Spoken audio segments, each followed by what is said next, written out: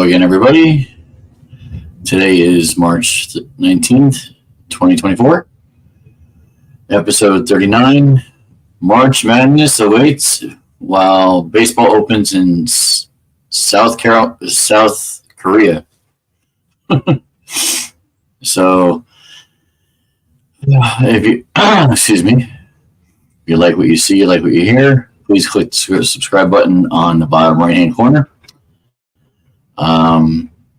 I'm going to start with something a little somber, honestly. It was a little shocking of a night last night. Put it right here. A lot of us who knew her lost a friend. She was one of my former bowling partners, a mother, a wife, grandmother, and one of, if not the greatest and best known Pittsburgh Steelers fans in New Jersey. Now, as a Giants fan, obviously, I don't like the Steelers, but I respect them and their fans.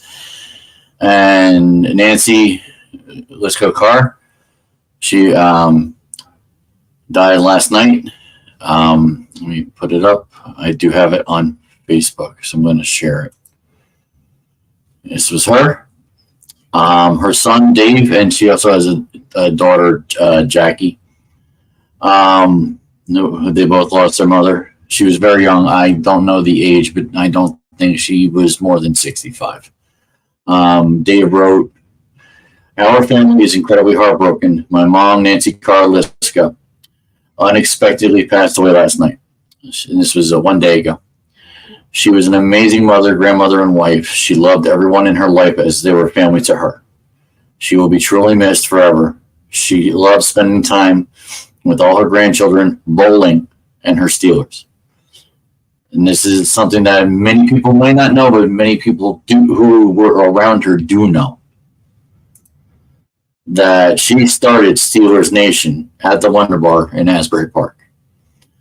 It was years ago, and she never missed a daytime game. Any time on a Sunday, Saturday, Thursday, when they played, Nancy was posting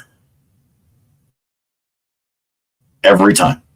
I mean, she was the consummate Steelers fan. Like, I don't feel like I'm a top Giants fan, but people I know, I'm one of the top. There's top Cowboy fans in New Jersey. There's top, everybody, Patriot fans. She honestly, easily is one of the top Steeler fans in this state, or was in this state. She will be truly missed. There is a GoFundMe page. I forgot to say that her services will be at the Ocean Grove Memorial Home next Tuesday, March 26th from 4 to 7. The Wonder Bar will be open for family and friends starting at 5 o'clock until 10, so we can have a celebration of her life. Now, just so everybody's aware, and I got nobody on right now, so I might not have episode 40 next week. I will be there next week, at least for a little bit. Dave, her son, was one of my closer friends back in the day.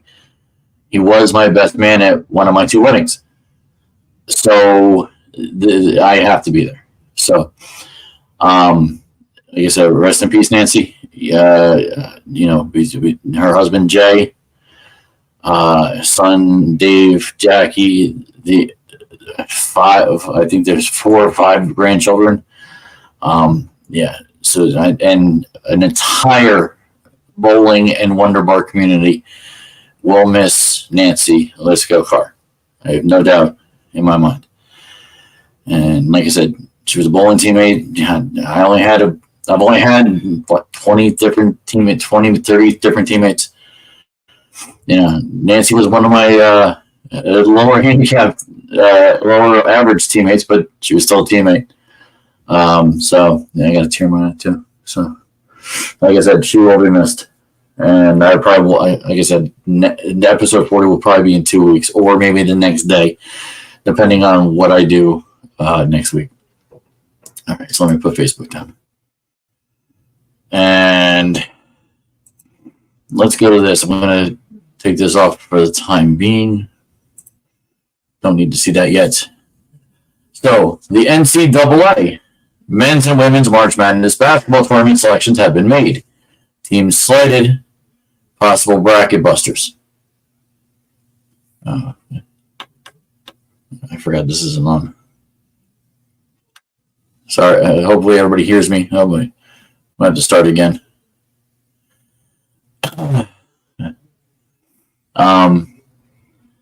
So hopefully you heard me in the beginning. If not, I will go back and I'll do that again. Like I said, NCAA men's and women's March Madness basketball tournament selections have been made. Teams slated, possible bracket busters. So let's go to. I'll go to my pick so I can look just to see. So the ones are UConn, Houston, North Carolina, and Purdue. Okay, pretty simple. Game starting to the 21st of Thursday at 12:15. The one team I know it was slated that's local here is St. John's, and found out that they weren't playing in the NIT because of the NIL and the transfer portal in college ranks for basketball started Sunday or Monday. So teams who didn't make the tournament came prepared for this. A little intriguing, I will say, and I'll get into this more probably next week or the week after, because transfer portal is obviously not just for football like we mostly thought, or I mostly thought. I think it's for basketball as well, or it's for basketball, and that's something that needs to be looked at. So who could be some bracket busters? Okay. From what I see, I can see Texas Tech, 6 seed coming out of the coming out of the South. I can see them making all the way to the Elite Eight. That's what I'm thinking. I think it's going to be pretty chalk in the East. In the West, I don't see any West teams actually making it out of. There weren't too many West teams anyway. But I do see it as somewhat chalk. And North Carolina is a very strong one. I mean, if I'm correct, they're the number 1 seed in this, with Houston being number 2 seed. I do see North Carolina making it to the Final Four. That's a pretty given thing. I don't see Purdue making it to the Final Four. I'll tell you my Final Four. And what is my number 1 sheet, which I am calling, and I'm stealing it from a group that used to be on the air on ESPN, Mike and Mike. I'm sure you might have heard of them. If you're listening to me, you know who Mike Greenberg and Mike Golick Jr. are. Actually, not Mike Golick Jr., Mike Golick. Mike Golick Jr. is the younger, didn't play football too much other than Notre Dame. I don't know if he still works for ESPN. Anyway, Mike and Mike used to do what's called the sheet of integrity. So my number 1 sheet is my sheet of integrity.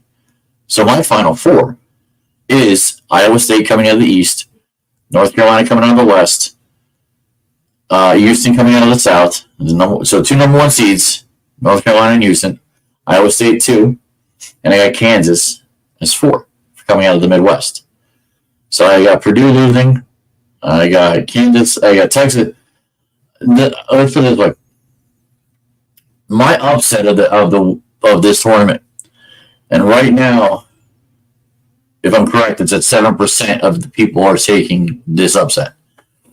It's probably the only upset I have out of all the upsets. And I don't think it's a homer pick because I'm not really a homer type person when it comes to college, other than Georgetown.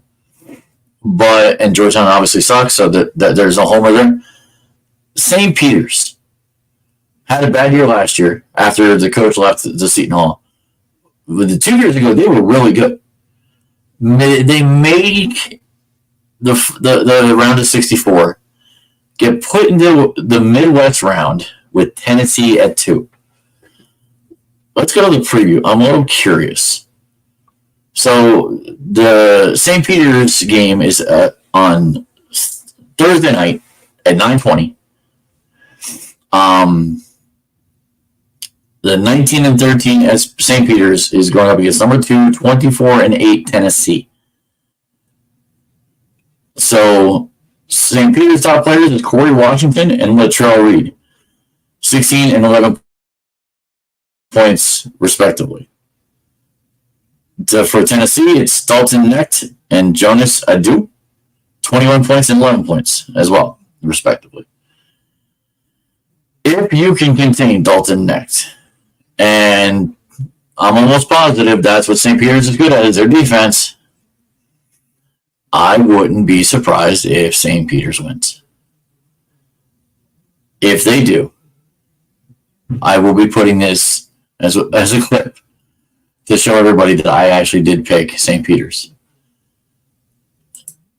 Because I can't change it now, and I'm not going to change it. I'm going to my second pick. I don't have St. Peter's. I have Tennessee. I do have some want to win money, but I don't have St. Peter's beating Texas. Like Texas is number 7 is too strong in the Midwest. So I may be a little silly. I ain't stupid. So, like I said, I talked to you about what is a sheet of integrity. So many can win, only one can survive in each bracket. Who do I choose? Who do you choose? So I am very curious, people who do watch this, who do you choose? I got, like I said, the bracket I'm looking at, and I'll talk about this in a short minute, that I'm running a bracket on ESPN.com. This is where I'm getting it from, okay? And I'll talk about that in a minute. So who is my final 4? Oh, I already said it. Iowa State beating, who they beat. I have Iowa State beating BYU in the East. Okay.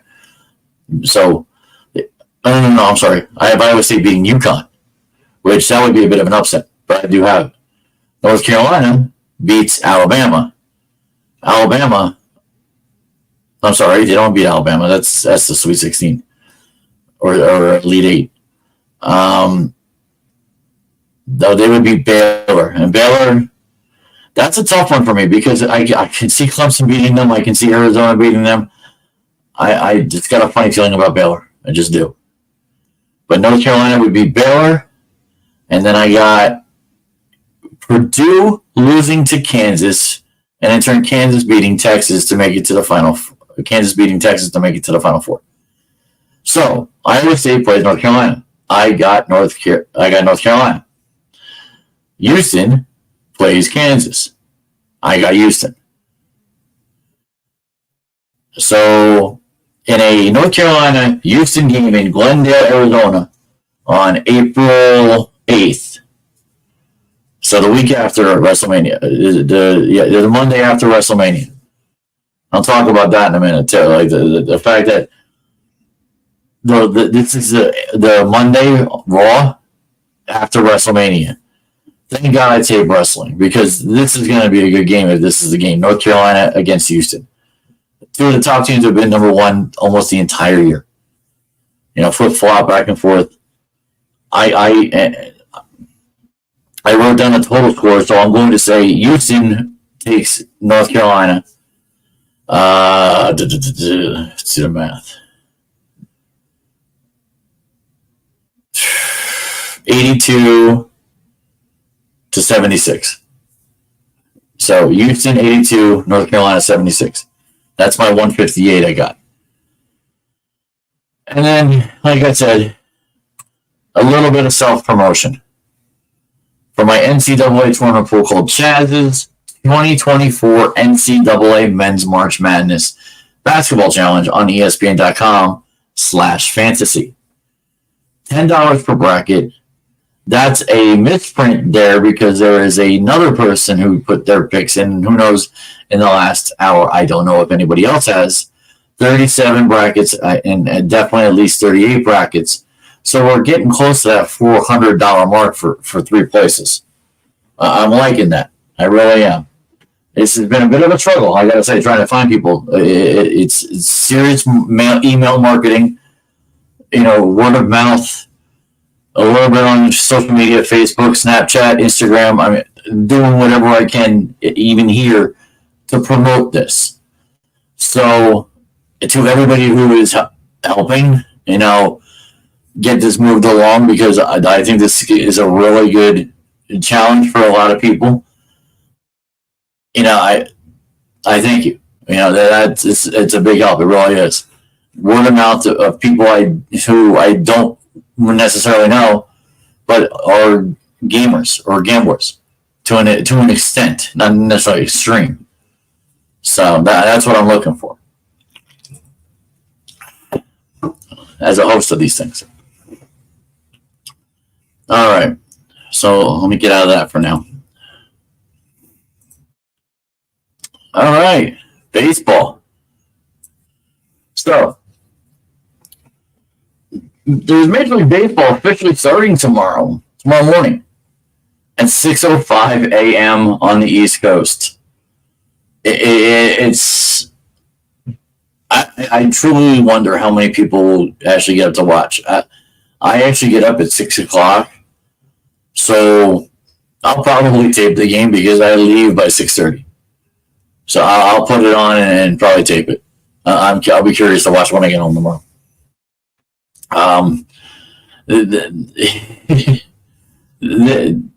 Playing in Seoul is I think it's Seoul. I know I can't find it. It keeps saying South Korea. Doesn't say where, but I'm sure it's probably going to be Seoul, Korea. And it's, like I said, it's the Dodgers at the San Diego Padres, which will reverse on day 2. So Tyler Glasnow is already slated to be the starting pitcher for the Dodgers, as Yu Darvish will be the starting pitcher for the Padres.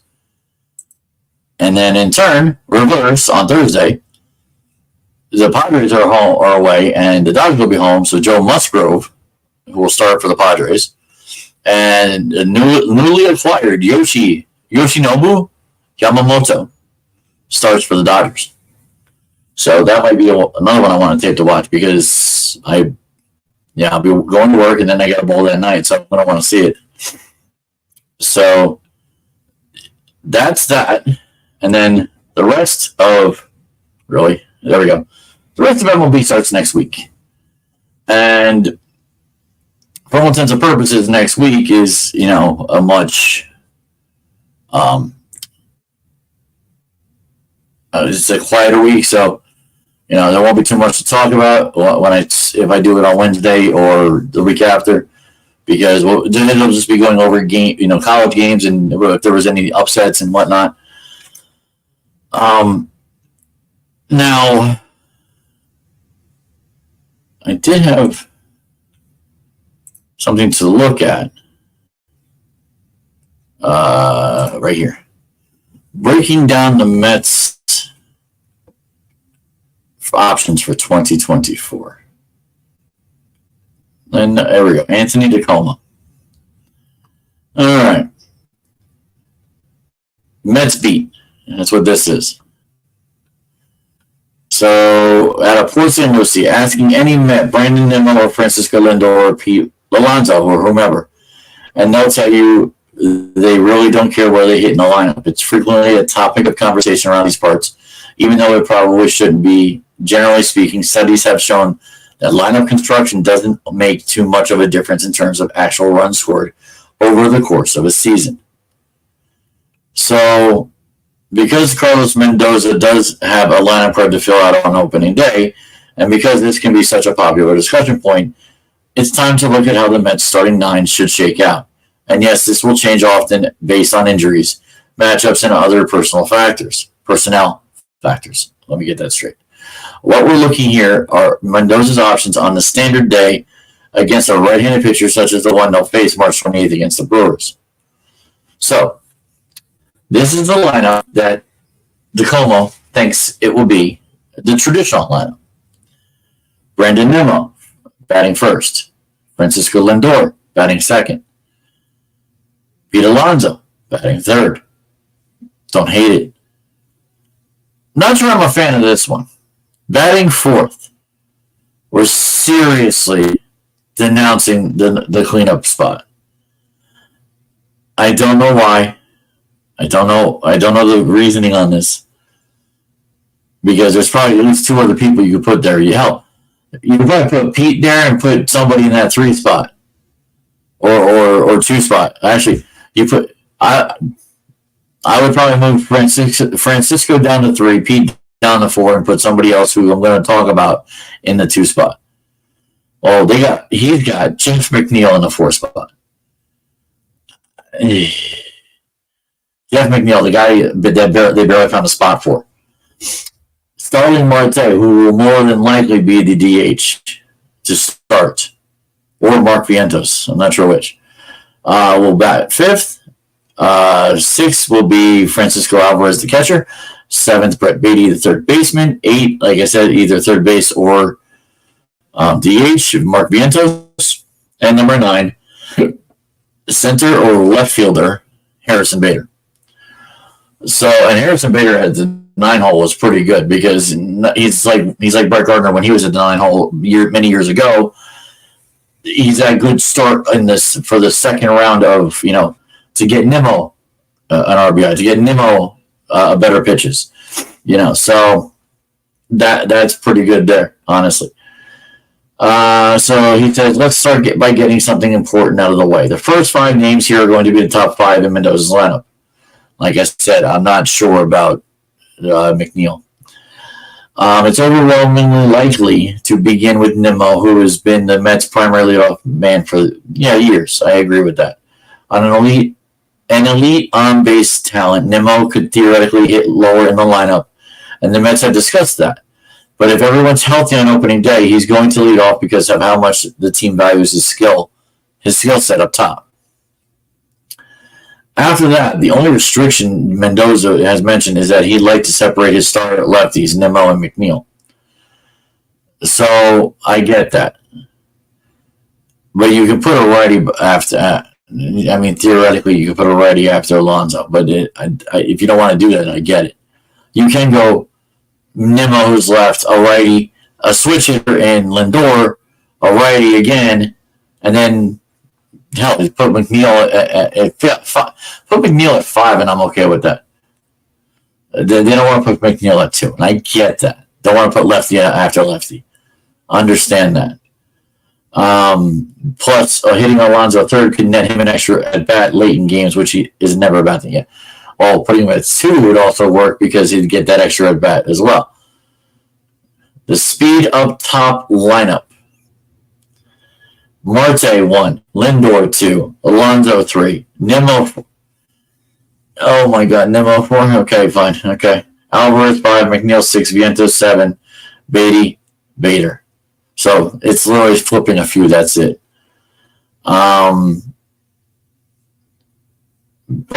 a sudden change of philosophy, it's safe to assume Nimmo won't be running often. See, that would surprise me. I don't see them changing that. You do create offense when you run. And when you have the ability to run, like your number 1 and your number 9, you're going to do that. Let's be frank. The Mets don't intend to use a lineup like the one above on opening day. But if Marte is healthy, there could be some merit to try to wreak havoc on the bases early in the game. Best hitters, most at bats. Lindor first, Alonso second, Nimmo third, Marte fourth. I kind of like that one better. Because, first off, you're putting Alonso 2. And it worked with Judge at 2. Which now you have a bunch of, with the Yankees, you have a bunch of people, so I can't really say that Judge would be good at 2 now.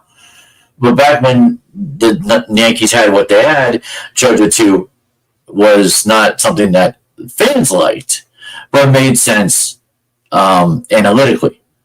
And if you look at the analytics, it did work except for the strikeouts. Lindor Alonso would be the same, and the same thing with the strikeouts. He's got to watch the strikeouts. I mean, you can't. He's going to strike out. Just don't do it 150 times. 100 max in a 120 to 140 game season, you're better off grounding out and flying out than you are striking out. Let's be real about that. Okay. A popular way to maximize lineup potential is to stack a team's most potent hitters on top. Yep, and I agree with that. Do that, and the other hitters at the bottom will figure it out. Just a matter of time. So, yeah, that's pretty much it for that. It wasn't a bad article, honestly. It does make sense to a point what he said. Hello to the person that's on right now. So, let's see. Okay, let me look this up. Selection. No, it wasn't. Spring breakout. Let's see. I didn't actually look this up. I didn't watch these games because I was away. I might have mentioned last week. I lost the person who was watching. Okay. Spring breakout games. Let's see. I don't care about watching. I'd prefer to read. How did it work out? Showcase to debut in March? No. Spring has sprung. Okay, there's really no articles about this. It's just videos. Results. Let's see results. Let's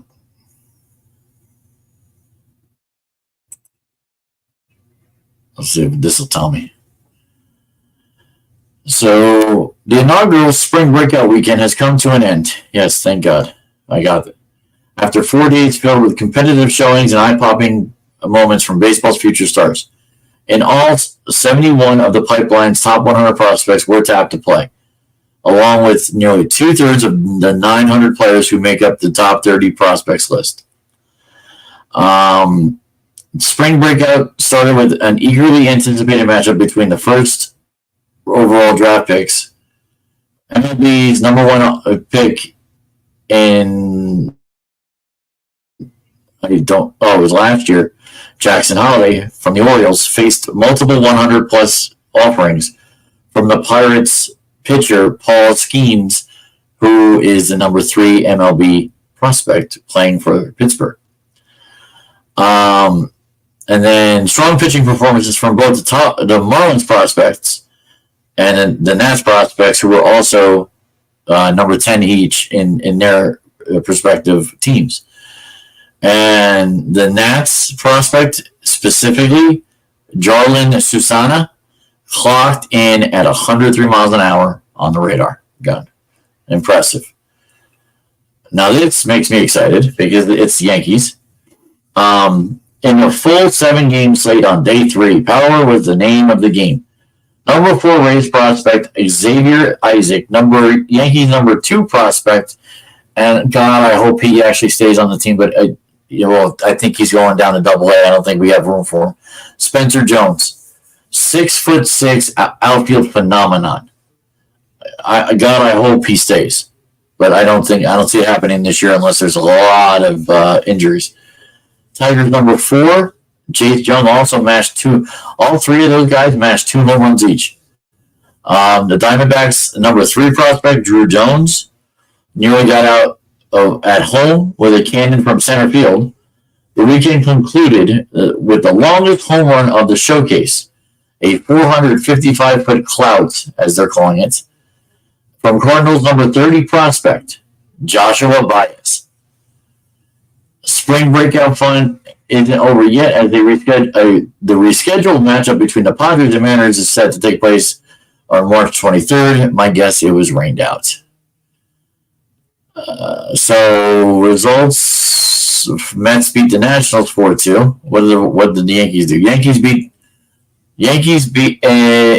Did they play 2 games? I thought they played 2. Maybe they played the 1. Yankees won that 9-1. That I'm gonna have to watch that game. And yeah, so if you watched it, that I'd love to hear about it. That looked like an interesting thing. And 3 games were postponed. My bad. On the Friday games, 3 of those games: San Diego at Seattle, White Sox at Cubs, and San Francisco at Arizona. So that's all Arizona. Arizona games. So must have been something going on in Arizona. Okay, so get out of that.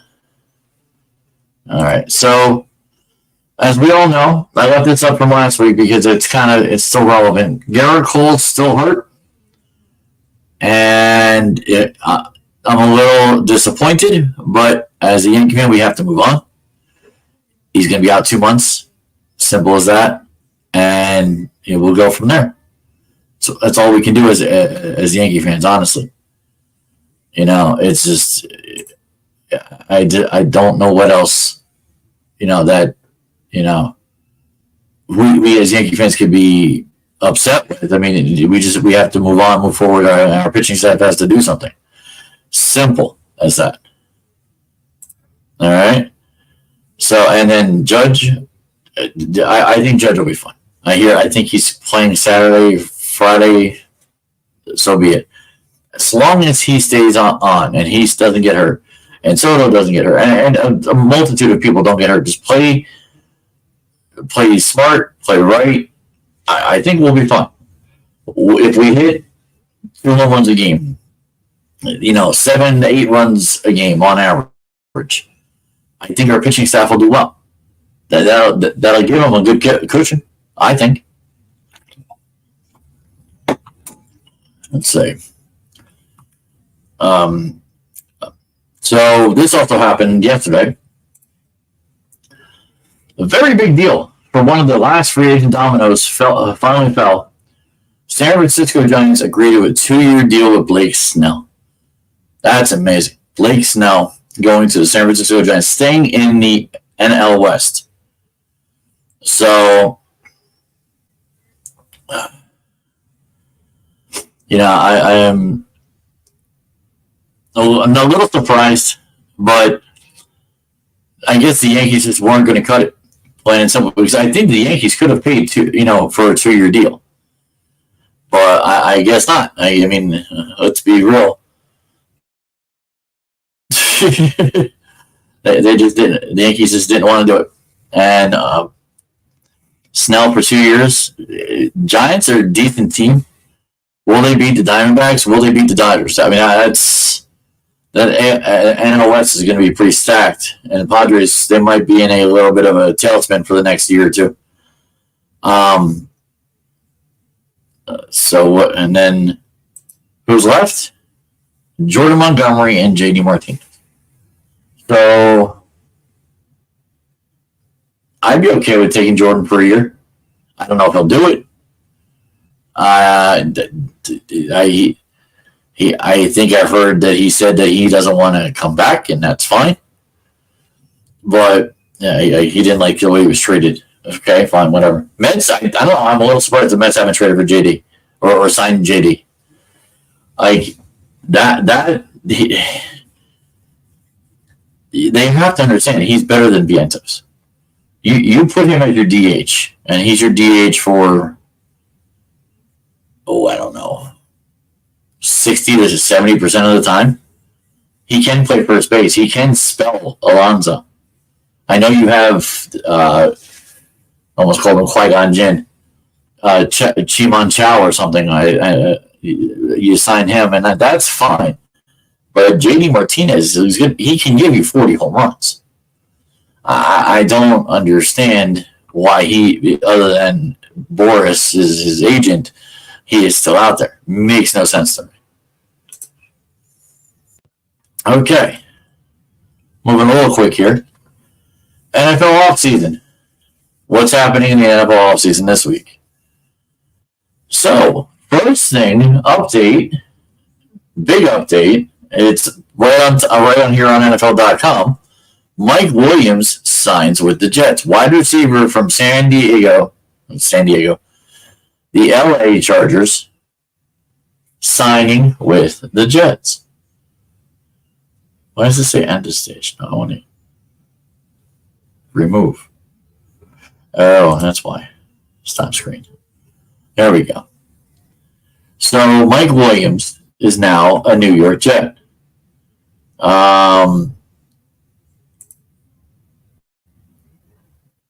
Okay, now let me look at this. See if it pops up. Daniel Jeremiah, we all know him. Okay, anybody who knows anything about football. Jeremiah thinks in the 2024 NFL mock draft, the Vikings go get J.J. McCarthy, Jets jump for Marvin Harrison Jr. Okay, let's see how he does this.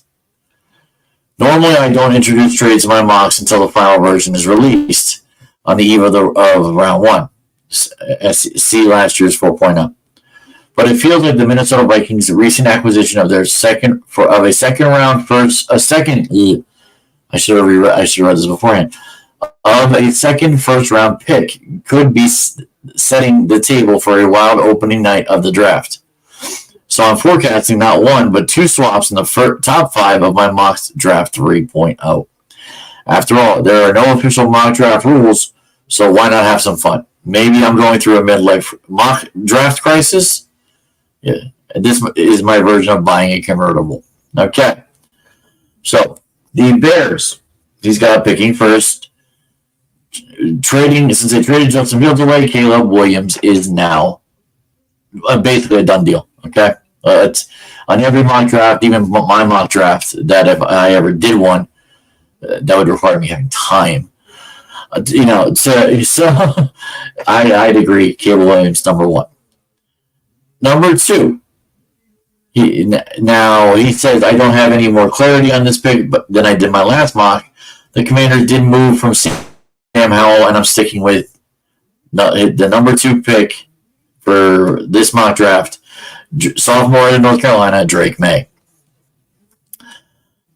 Which is shocking because I'm shocked that the number 3 wouldn't go to number 2. He's got New England, and he says, why did that come up? I do not need that. No. Anyway. He says, I'm sure the Patriots will receive lucrative offers for this pick. They probably will, and if not, they have already. At the end of the day, they need to address the most important position on their field and could do so with the 3rd overall selection. So if Jaden Daniels falls in their lap, they got to take him. I think Jaden Daniels is going to whomever it is, he's going to. All right. So now he's saying where Minnesota's supposed to go.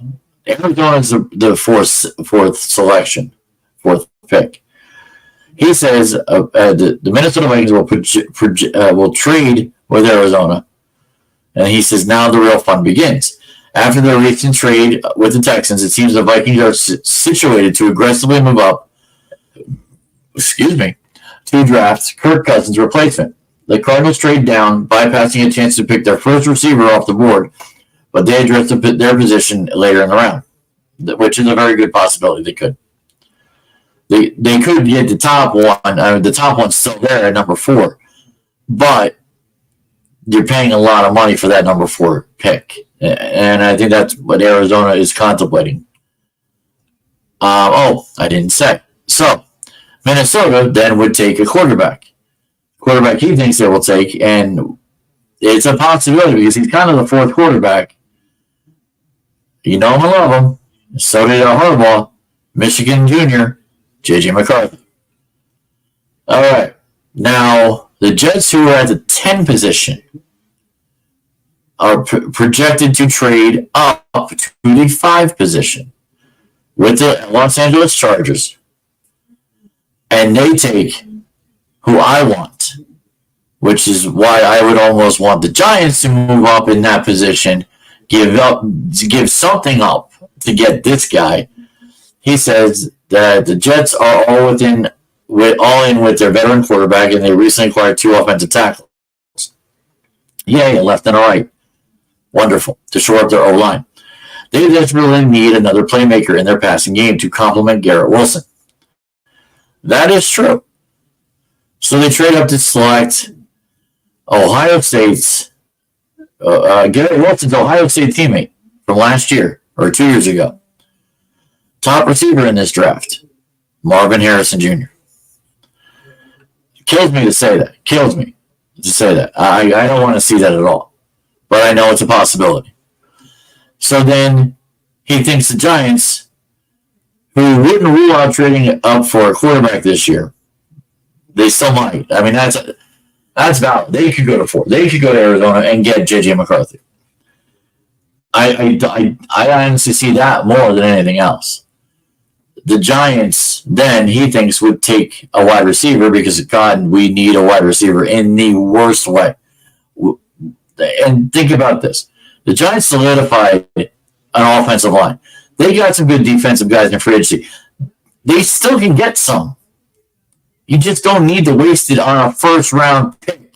Although, who's the number 7 pick possibly is not a bad one. It makes you think with that one. It really does. But because we do need a wide receiver, and this guy is a gamer. And he did when he was at LSU. He thinks the Giants will take, at number 6, Malik Neighbors. I'd be okay with it because Harrison's off the board. But it's still a stinger because Marvin Harrison's who I kind of want. Number 7, you've got Tennessee taking Joe Alton. Like I said, the Giants, I think, of all the offensive tackles and all the land, taking the first round, from the ones they've taken in the past, they would take Joe Alt if they were that low. Atlanta doesn't need a quarterback anymore. They got Kirk Cousins for 4 years.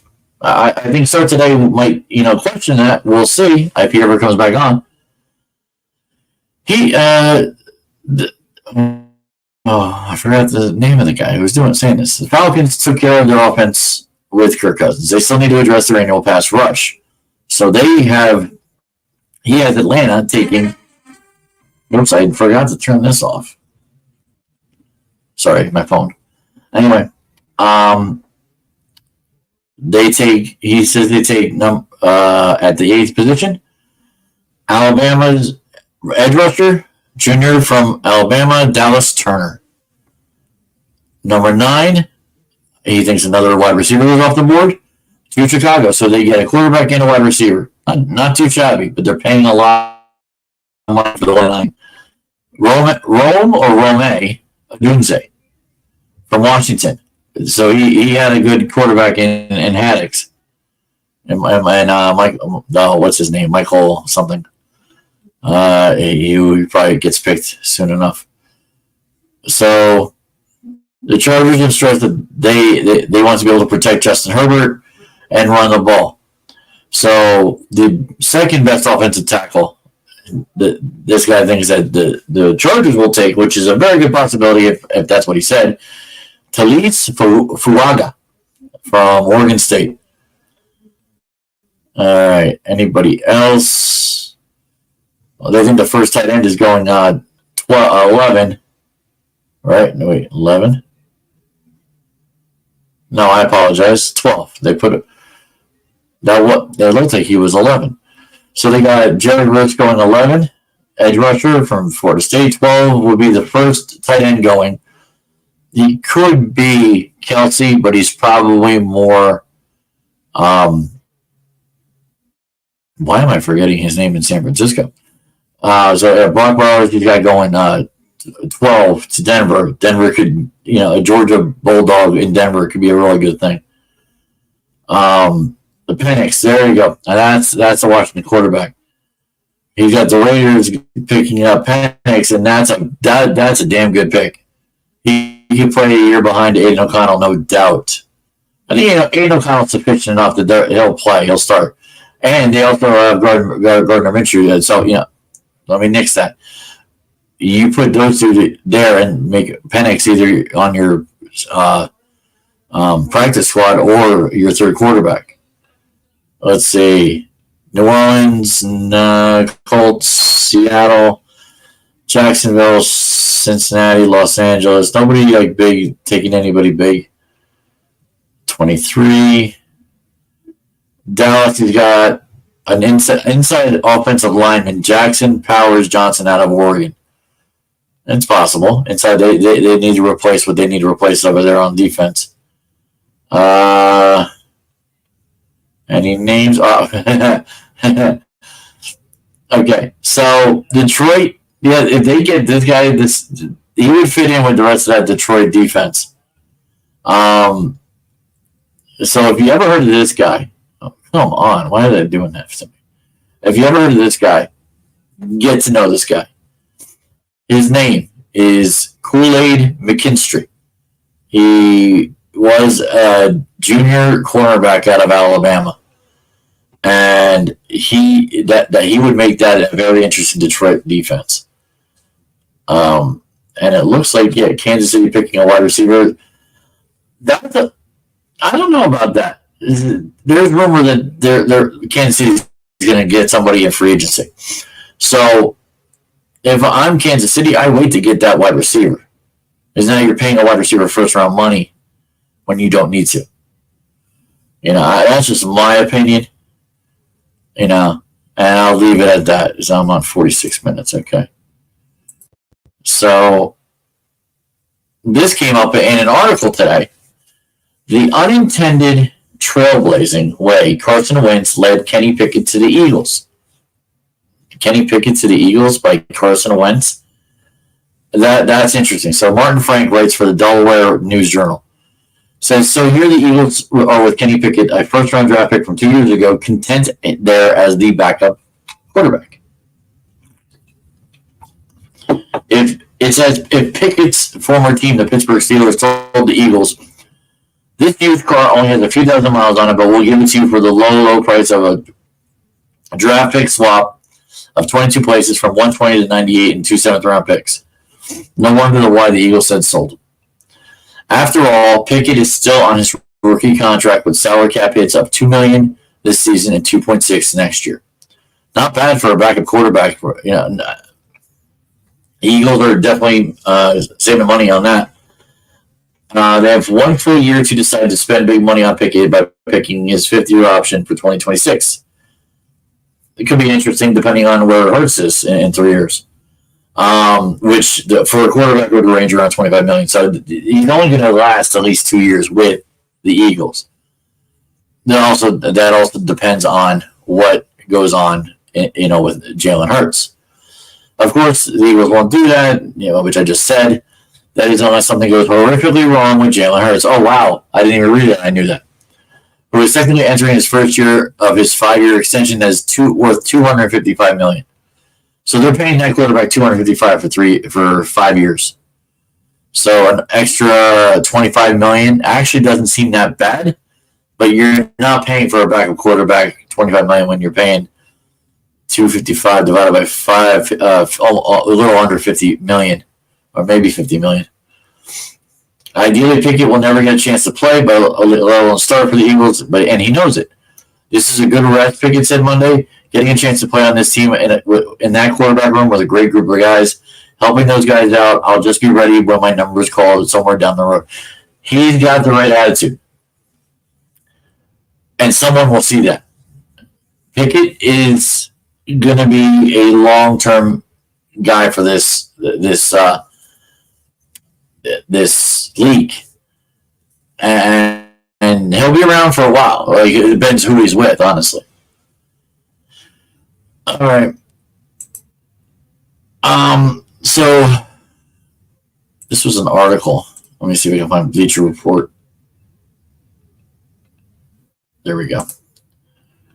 So Bleacher Report came out with a crash course of future NBA stars. Okay, read a few of them out. The Blue Bloods, as they're calling it. Cam Spencer from UConn, number 51 in their mock. Johnny Furphy from Kansas, number 20. Jared McCain from Duke, number 19. You've heard this name, Kyle Filipowski. He was the one in the fight. Number 14 from Duke, Donovan Klingan, number 10 from UConn. Stephen Castle, number 9 from UConn. Reed Shepard, number 3 from Kentucky, and number 2, Rob Dingingham, Kentucky, number 1. I'm sorry, Kentucky, number 2. Number 1 is going to be that kid from Africa. I guarantee it. Someone's picking up that 7-footer. Other big names: Zach Edey, Purdue, number 32. If I'm correct, he's a big guy. That's why they're saying big names. Johnny Broom, 53. Cody Williams, Colorado, number 5. And what I said before about Tennessee playing St. Peter's, Dalton necked Tennessee number 15.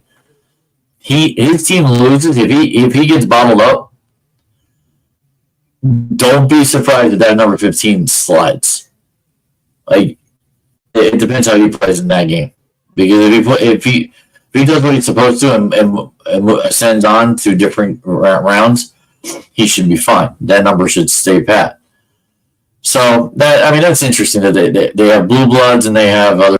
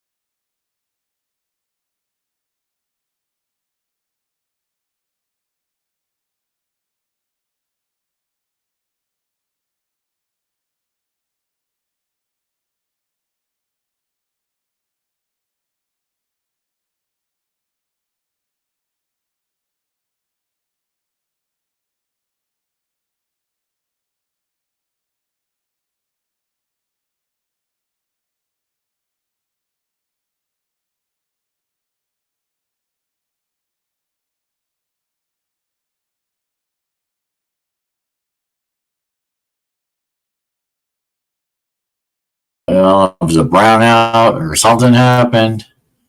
Like I said, I was talking about that Bleach report, but that's over and done with. Okay, couple more things. All right, really? Everything's slow, and I don't know why. I do apologize. My Wi-Fi is fine. It seems to be fine. WWE this week, 19 days until WWE WrestleMania 40 in Philadelphia. Not a lot going on, I gotta say. Like, they're doing the different matches, so there's not too much to talk about. There's a lot of chatter. They're adding a couple. The one that they added, the brother versus brother main event, Jey Uso versus Jimmy Uso. That's going to be pretty good. I mean, they've done it before in a pay-per-view type event. Hopefully, it's not Solo Sikoa, so interrupting in it, but it could be again. I'm curious, are they going to have it where all the bloodline and all the, I guess, baby faces of that don't want the bloodline gone are going to be there to defend in every event where they're facing each other? I'm curious if that's going to happen. You wouldn't think so since they got their own matches to do, but I'm curious. Like I said, they did a match with Dom Mysterio, and maybe it's just me. I had to turn it off. I was bored. Like Dom Mysterio bores the hell out of me, and I know he's a good kid. From what I've heard, he's a good kid. Just got married, so in real life, he's a good guy. His character just bores me. Like, just do something with him that's a little different. I don't know what it is. I mean, anyway. So next week we'll be getting closer. So the hype will be there. The hype will be up. And I did the main event last night. I didn't watch, which was Becky Lynch and Nia Jax. And from the looks of it, Becky won. So I watched something else. I just started watching something else. So I'll talk more about this next week. All right.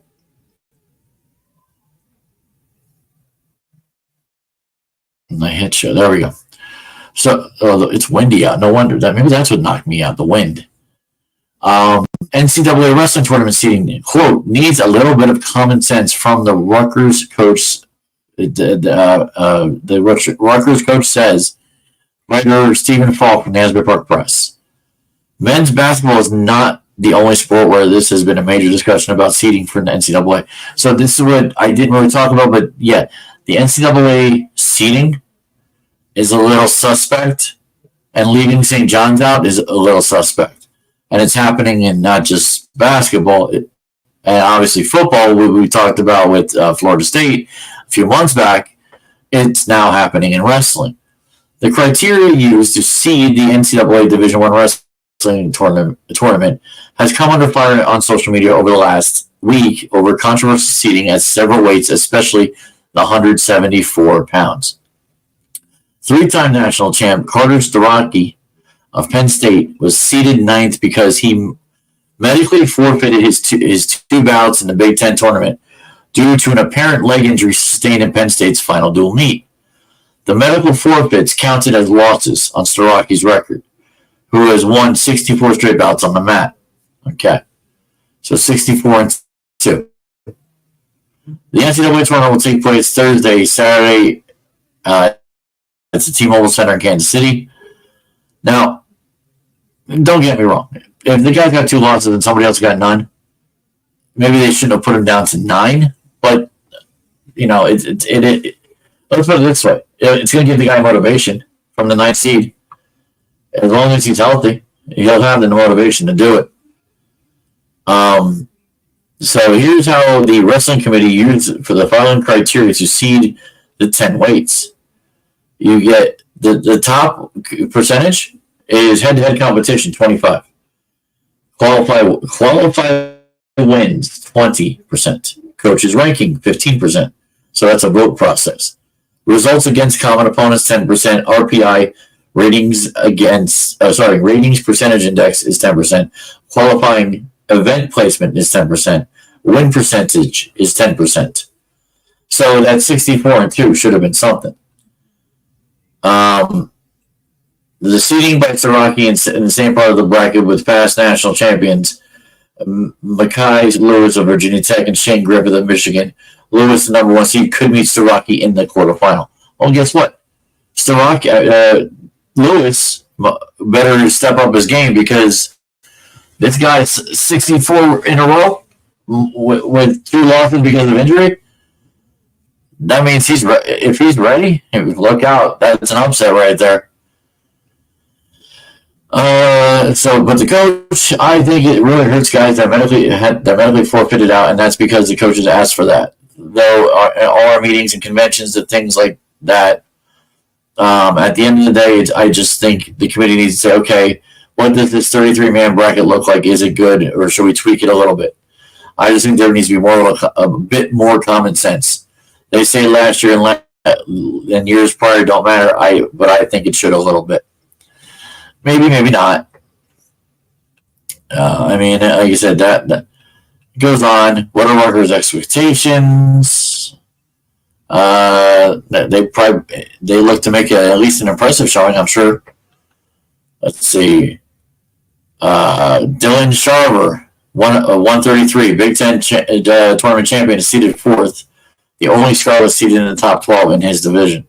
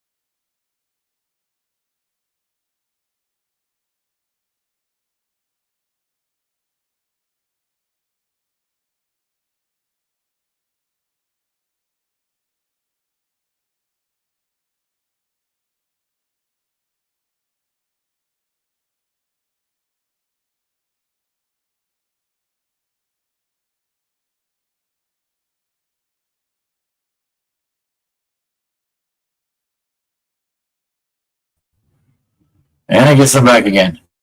I'm going to be quick with this because I guess the wind is really knocking me out. All right, where was I?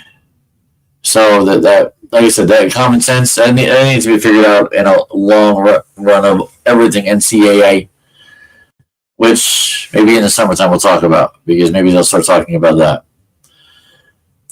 that. Don't forget, the United Football League starts on March 30th at the end of the month. That's more football. And who knows where this comes from, what we get out of this. Yes, Dwayne Johnson is like one of the main guys, but it's really the football itself. What will this look like? What will this be in the long run, if there is a long run? Okay. I'll go back to this real quick since I might not have been on the air, and I do apologize if I was not. And if I was, I'm going to repeat it again. I started off saying that there was a sad day last night, and I got word that my friend, my bowling partner, one of my bowling partners' mother, wife, grandmother, and one of the greatest and best known Pittsburgh Steelers fans in New Jersey, specifically Asbury Park, Nancy Lesko, passed away last night. Nancy Lesko Carr.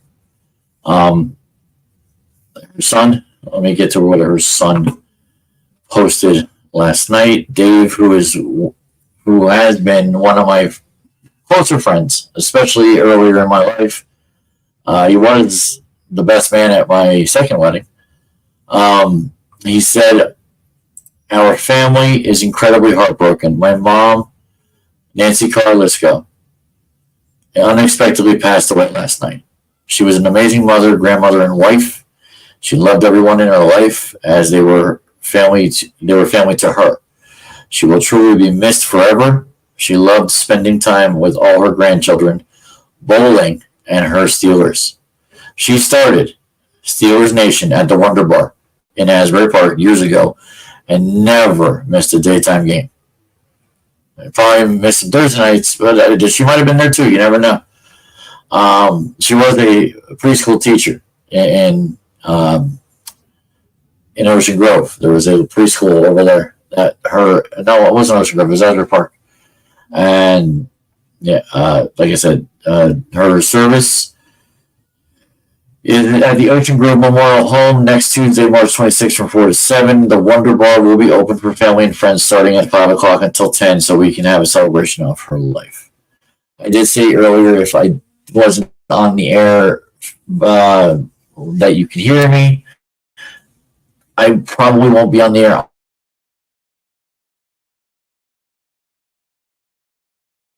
Very frustrating. There we go. I'm back. That I will be on the air maybe the next day on that Wednesday because I do want to talk about what's coming up with the tournament games and everything else. We'll be getting close. Baseball obviously will be starting too. Like I said, so Nancy, you will be missed. You were, one of my teammates.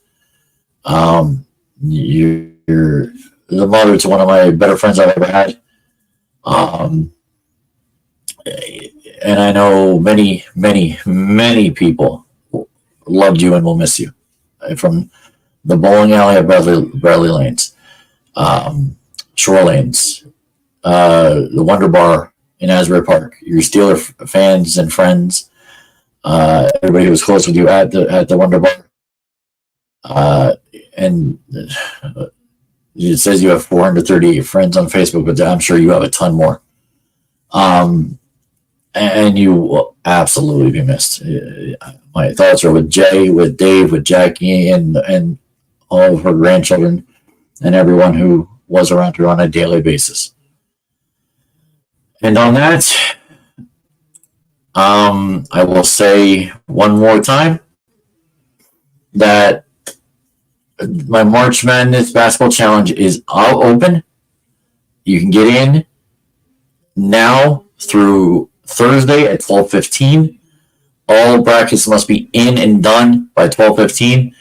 Money, if not to me at that time, somewhere around that time, you need to contact me. That's 2 places to do it right there. My Facebook page, if you're friends with me, Charles K. Wells Jr., or email me at chazzrealty@gmail.com. I do generally answer almost every email within a decent time. Well, I'd like to get this to 50, if not more. A lot of brackets and a good amount of money for the top 3 spots. That'd be great. I'd love to see it personally. All right. I do apologize for the couple of the breaks. I wanted to be a little bit quicker. But like I said, if you like what you hear, hopefully I'm actually on the air. Click the subscribe button in the bottom right-hand corner. I will be on next week, more than likely Wednesday, not Tuesday. So I will see you guys then. Have a great weekend, and peace out.